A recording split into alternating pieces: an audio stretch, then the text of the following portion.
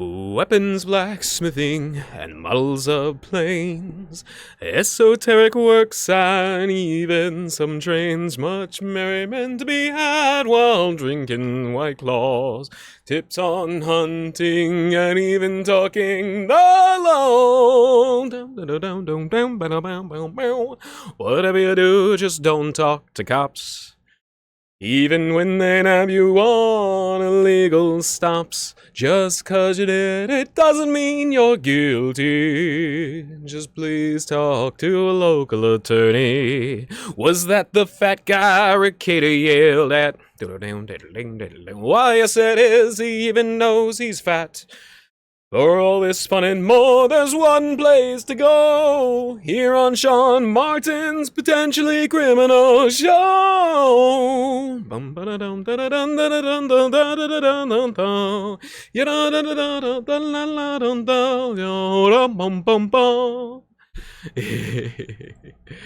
Good show. It's a good show. Potentially Criminal. Good show. Good show. So, one of the things that ticks me off the most about noise freaks is how they clearly hate animals in nature. Doggies and kitties, they got sensitive ears. And when you have hairy queers blasting horns like it was Jericho, you know how that goes.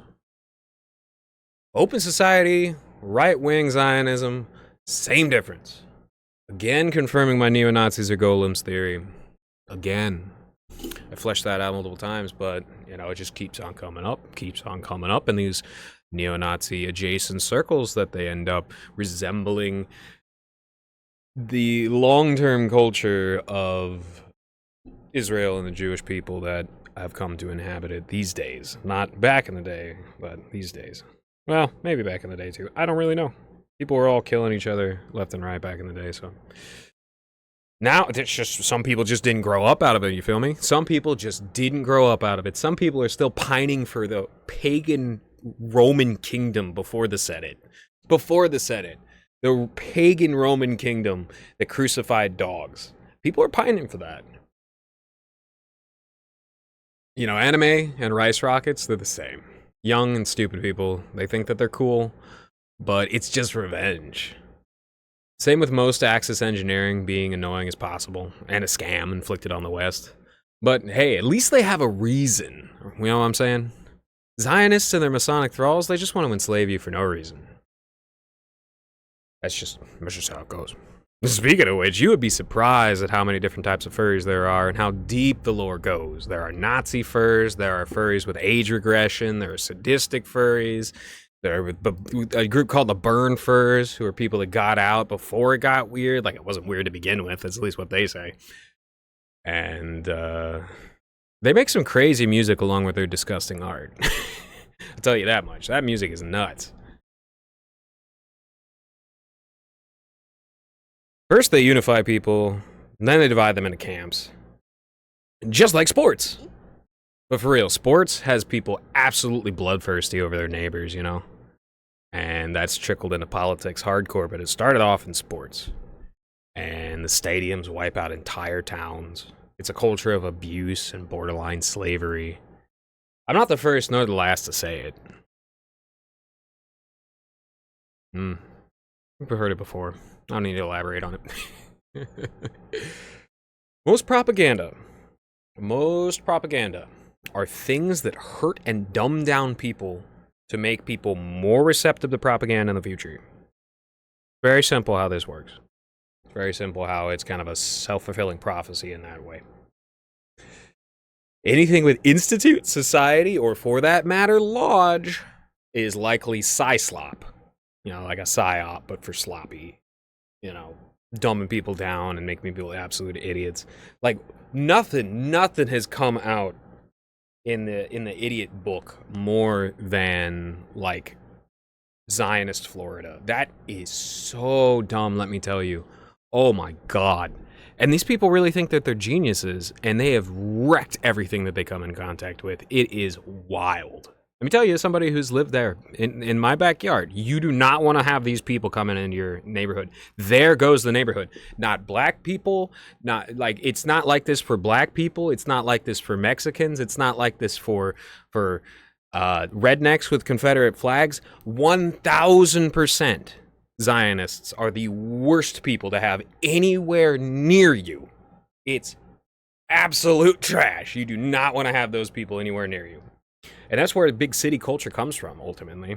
They're building these giant ghettos so that they can enslave people, and they mess with people's brains in a variety of different ways. And it literally, with the CIA, it's literally like a Zionist Nazi team up. And the Masons who set all this stuff up, they're just so happy to sit in the cuck chair while their entire country gets absolutely rammed.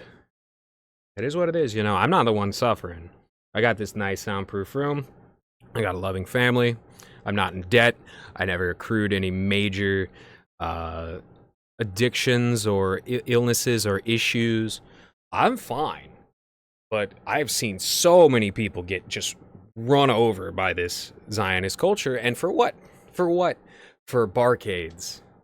For barcades, for barcades, for barcades, for barcades, and more barcades, and another barcade, and you need another barcade, and 50 vape stores. It's such infantile culture, and I've been over this before, like the whole daddy stuff, the whole age regression stuff, that links very heavily into like New York propaganda, and you see this a lot in Hollywood. Like Adam Sandler is probably the biggest paragon harbinger of infantilizing Americans as like a whole subculture. And you know, it's that way by design. And you get a lot of the anime stuff and the VTuber stuff and all that insanely cringe but baby-like behavior out of this grander.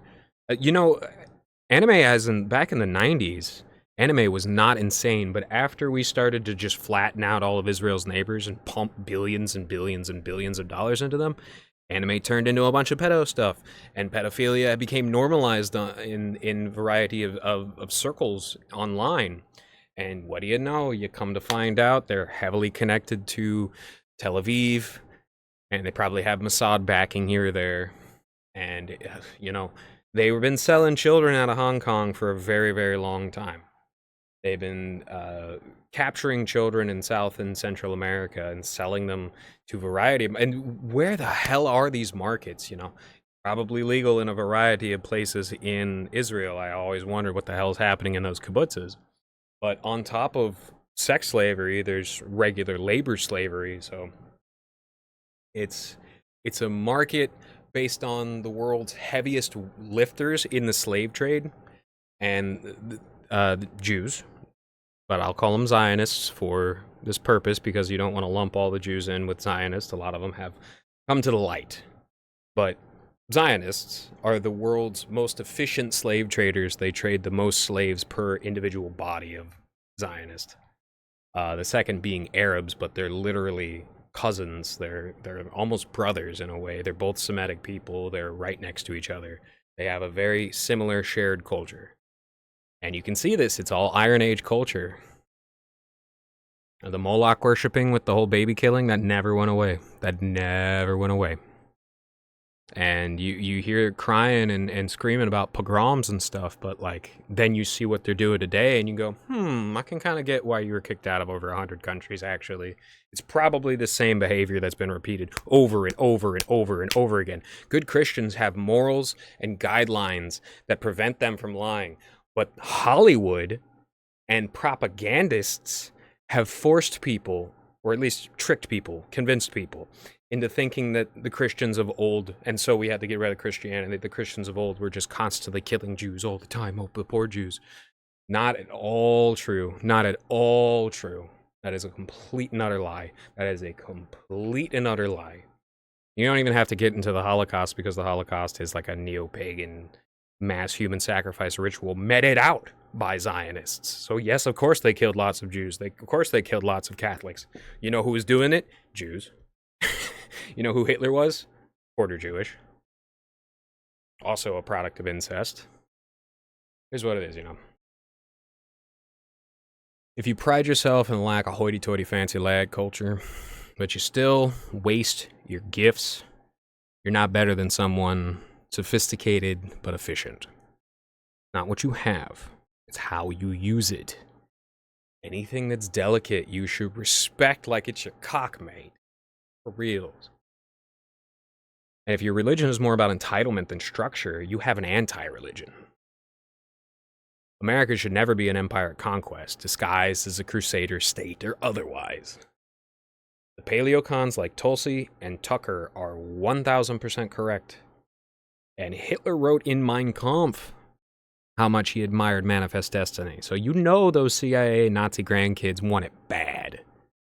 And by it, I mean artificial conquest, things that they didn't earn, things that they could take without justification and call their own. Being able to steal other people's rightful things like a degenerate with no morals. That's exactly what you get when you have anti-religions. Well, you know, a little bit lighter topic. You remember that South Park episode where the Earth gets canceled and the boys have to go up into space and negotiate with the producers?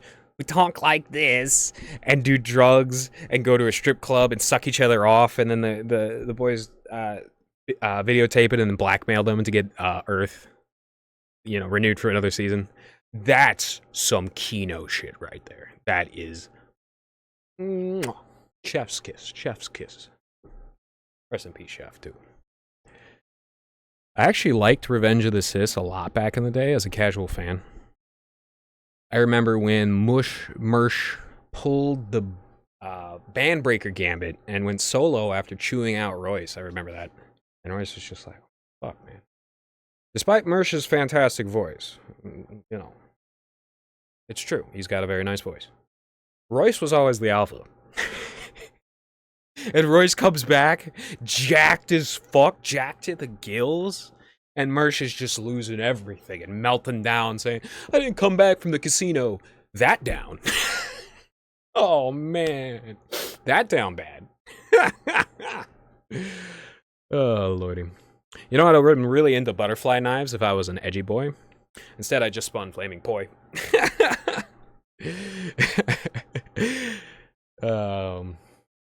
It's fun. Poye is fun. And then you could, like, link the two together with, like, knife dart. Get some Shaolin shit going on.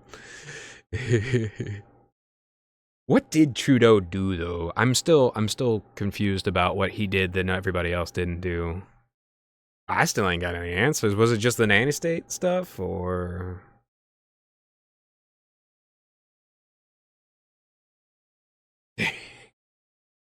Don't get me wrong, he's probably a bad leader, just like all the rest of the North American leaders over the last 30, 40 years, but what do they actually do? How do they actually ruin Canada? How is it not ruined already by being attached to our ruined state that has been consistently curb stomped for the last 40 years? I don't know. Maybe I'm just not doing enough research, but it's not my country, so I never endeavored to learn everything about Canada, you know what I'm saying? They are our number one trading partner, so... And I'm glad that Canada's our number one trading partner as opposed to China, because everybody knows about Chinesium. It doesn't matter how you use Chinesium. That shit'll break super quickly. It'll make you a waster, and it'll make you a throw-outer.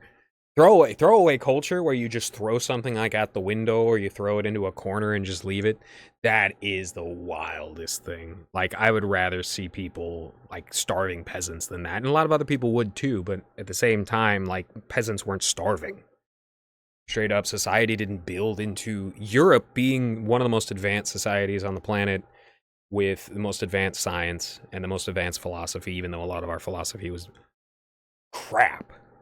It didn't grow that way by everybody starving all the time, and it certainly didn't get that way just as the Renaissance hit, just as the Enlightenment hit. Certainly not. Certainly not. You know, you can look at Jon Stewart's face and tell he's not a Zionist. Zionists get this look in their eyes that's either like cold, dead indifference, usually medicated, or that upper eye look of conquest and control. You know the one. You know the one. AOC gets this a lot, which is funny to find out her ancestry. But at the same time, I would never vote for Jon Stewart. You know why? Because he was, you know...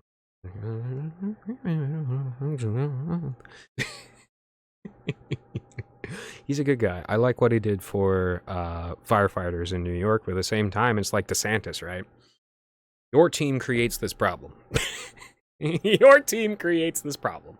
The people you sold your soul to create this problem.